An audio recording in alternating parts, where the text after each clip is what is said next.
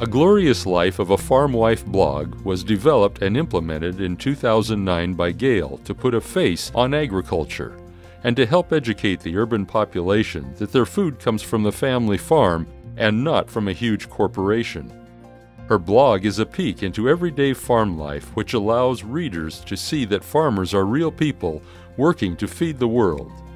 Gayle's blog helps get the message out that farmers are good stewards of the land and describes how they work diligently to provide the safest and best quality of food available.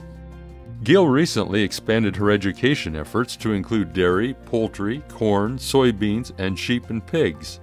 Her new website, Farmers Inc., explains to consumers that farmers are ordinary people with an extraordinary job to do, which is to feed the world. Gayle wanted to reach out to her community to help educate non-farmers about where their food comes from and how farmers take care of their land, so she created Dinner on the Farm. She focused her efforts on well-educated people who vote and have a passion for food. She visited the manager of the food co-op in Moscow, and an announcement was made in the co-op's newsletter. The first guests included the manager of the food co-op, the executive director of the Moscow Chamber of Commerce, and a professor at the University of Idaho.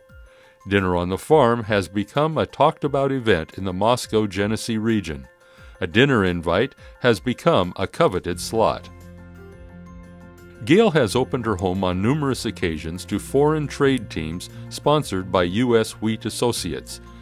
Gayle has a gift of hospitality and is an accomplished chef. She always manages to find a recipe to prepare for guests and trade teams, which highlights an ingredient from their farm. The Andersons have also hosted meet and greet receptions for congressmen to help educate farmers on farm policy. Idaho State Senator Dan Schmidt says, Gayle gives a healthy perspective of the farming way of life to many here on the Palouse who may just drive by the rolling green fields.